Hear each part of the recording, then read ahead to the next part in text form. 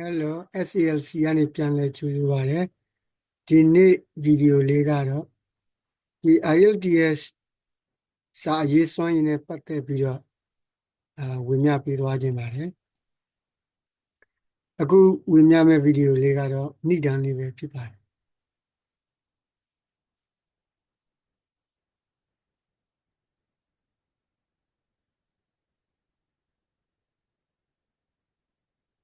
ဒီ IELTS ကလူတိုင်းလူတော်များအင်္ဂလိပ်စာလိုက်စားသူတော်များသိကြပါတယ်ဒီ IELTS မှာကဟိုဥစားပေါ့နော်ဒီအလုပ်လုပ်ဖို့နဲ့ကြောင်းသွားတက်ဖို့အတွက်ဖြေကြတဲ့စာငွေပေါ့အလုပ်လုပ်ဖို့အတွက်ဖြေတဲ့စာငွေကကြောင်းသွားတက်ဖို့ဖြေတဲ့စာငွေနဲ့မတူဘူးအခုဝေမျှသွားမယ့်အကြောင်းအရာကကြောင်းသွားတက်ဖို့အတွက်ဖြေတဲ့ပညာရပ်ဆိုင်ရာ IELTS စာမွေးမှာပါတဲ့စာရေးသားခြင်းနဲ့ပတ်သက်ပြီးတော့ဝေမျှပေးသွားမှာဖြစ်ပါတယ်ဒီဝေမျှခြင်းကဏိဒန်းလေးပဲဖြစ်ပါတယ်နောက်မှအသေးစိတ်စာရေးသားခြင်းမှာပါတဲ့အစိတ်ပိုင်းတစ်ခုချင်းစီကိုဝေမျှပေးသွားမှာဖြစ်ပါတယ်ဒီပညာဆိုင်ရာရေးသားခြင်းစစ်ဆေးမှုနဲ့ပတ်သက်ပြီးတော့အချိန်ဘယ်လောက်ကြာလဲဆိုတစ်နာရီအချိန်ရပါတယ်အဲ့ဒီမှာမှစာရေးသားခြင်းအပိုင်းတစ်ပိုင်းရှိပါတယ် task 1လို့ခေါ်တဲ့အစီရင်ခံစာရေးသားခြင်းနဲ့ task 2လို့ခေါ်တဲ့စိုက်စာကုန်းရေးသားခြင်းဆိုပြီးတော့နှစ်ပိုင်းပါတယ်ဒီအစီရင်ခံစာကိုတော့မိနစ်20ခန့်ကိုအချိန်ကိုတတ်မှတ်ပြီးတော့ဖြည့်သိမ်းပါတယ်ဒီ essay ကိုတော့မိနစ်40လောက်ချိန်ယူပြီးတော့ဖြည့်သိမ်းပါတယ်ဆိုတော့ဒါကတော့ဒီအစီရင်ခံစာထဲကဥမာလေးတစ်ခုကိုပြထားပေးတာဖြစ်ပါတယ်အနည်းဆုံးတော့သူကမြေကူးမာတွေကအချိန်ဘယ်လောက်အသုံးပြုတယ်လဲဆိုတာပြောထားပြီးတာဒီမှာဆိုရင်အချိန်မိနစ်20ပေါ့နော်နောက်ပြီးမြေကူးလာတဲ့စကလုံးအရေအတွက်ကတော့150ပေါ့နော်ဒီ report ရေးသားဖို့အတွက်လိုအပ်တဲ့အချက်လက်တွေကိုပုံစံအမျိုးမျိုးနဲ့ပေးထားတယ်ပုံနေနဲ့လေအဲ့ဒီမှာဥမာလေးတစ်ခုကတော့အခုဆိုရင်ဇယားပေါ့နော်အချက်လက်ဇယား table ပေါ့အဲ့ဒီပုံစံနဲ့ပြထားပေးတယ်ပေါ့ဆိုတော့ဒီအချက်လက်ကိုကြည့်ပြီးမှကိုကအစီရင်ခံစာကိုပြန်ပြီးတော့မှစလုံးနဲ့စာပိုက်နဲ့စာပုတ်လိုက်နဲ့ပြန်ပြီးတော့ရေးပြရတယ်ဒီအစီရင်ခံစာရေးသားခြင်းဟာစာရေးသားခြင်းစွမ်းရည်ကိုစစ်ဆေးမှုရဲ့သုံးပုံတစ်ပုံအကျုံးဝင်တယ်ပြောချင်တာအမတ်100ဖို့ပေးရင်သူက35မှကျော်လောက်သူကအကျုံးဝင်တယ်ဟုတ်ကြ10မှဖို့ဆိုရင်3မှကျော်လောက်ပေါ့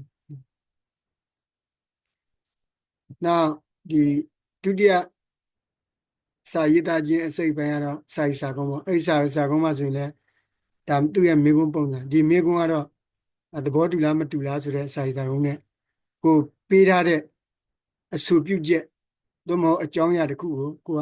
သဘောတူလားမတူလားဆိုတာမေးတယ်မေကွန်းအဲ့ဒီကိုကသဘောတူရင်သဘောတူတဲ့အကြောင်းစာရေးစာကုန်းရေးပြတယ်မတူဘူးဆိုရင်မတူတဲ့အကြောင်းကိုစာရေးစာကုန်းရေးပြတယ်ဒီမှာလည်းမိနစ်40အသုံးပြုပြီးနေမိနစ်40ခန့်ရေးသားပြီးနေဆိုတာကိုပြောထားပြီးတယ်ထို့နည်းတူစလုံးအရေးအတွက်နဲ့ဆိုရင်အနည်းဆုံး150ရေးရမယ်ဆိုတဲ့အကြောင်းပြောထားတယ်ဒီ IELTS ရဲ့ပညာဆိုင်ရာအရေးသားမှဆိုရင်ဒီစိုက်စာကုန်းက3ပုံ2ပုံအမတ်ရဲ့စုစုပေါင်းရဲ့3ပုံ2ပုံကအကျုံးဝင်တယ်အမတ်100ဖို့ပေးတဲ့ဆိုပါစို့ဒါဆိုရင်သူကအမတ်80ကျော်လောက်သူကအကျုံးဝင်အမတ်60ကျော်လောက်သူကအကျုံးဝင်အမတ်10မှတ်ဖို့ပေးရင်သူကအမတ်6မှတ်ကျော်လောက်အကျုံးဝင်မှာပေါ့နော်ပြောချင်တာအမတ်စုစုပေါင်းရဲ့3ပုံ2ပုံလောက်သူကအကျုံးဝင်တယ်ဒါကြောင့်သူကအရင်ရေးကြည့်တယ်နှစ်ခုစလုံးရေးကြည့်ရနော်ဒီနှစ်ခုစလုံးကတက္ကသိုလ်ပညာလေ့လာလိုက်စားတဲ့အခါမှာပဲဖြစ်ဖြစ်သုတေသနလုပ်တဲ့အခါမှာသုတေသနစာတမ်းတွေရေးတဲ့အခါမှာလိုအပ်တဲ့အရေးစွမ်းရည်တွေဖြစ်တဲ့ကိုရလာတဲ့သုတေသနရလာတဲ့အချက်လက်တွေကိုပြန်လည်ရေးသားတဲ့အခါမှာခုနအစီရင်ခံစာရေးသားနည်းစွမ်းရည်နဲ့သူကပြန်ပြီးရေးရထို့နည်းတူကိုယ့်ရဲ့ရှာဖွေတွေ့ရှိချက်တွေကိုကြောင်းကျိုးဝေဖန်သုံးသပ်တဲ့အခါမှာသူ့ရဲ့အတ္တချက်အနည်းချက်သူ့ရဲ့အကျိုးပြုချက်သူ့ရဲ့ဒုက္ခပေးနိုင်မဲ့အချက်ဒါတွေကိုဝေဖန်ထောက်ပြတဲ့နေရာမှာဒီစိုက်စာကုန်းရေးသားနည်းကကြတော့များစွာထောက်ကူပေးတယ်ဆိုတော့ဒီရေးသားနည်းမျိုးစလုံးကတက္ကသိုလ်ပညာဆိုင်ရာ assignment တွေပေါ့နော်အင်စာတွေပဲဖြစ်အစီရင်ခံစာတွေပဲဖြစ်သူတိနဲ့စာတမ်းတွေပဲဖြစ်ရေးသားတဲ့နေရာမှာများစွာ ထောက်အကူဖြစ်စေပါတယ်ဆိုတော့ဒါကတော့ IELTS ရေးသားခြင်းနဲ့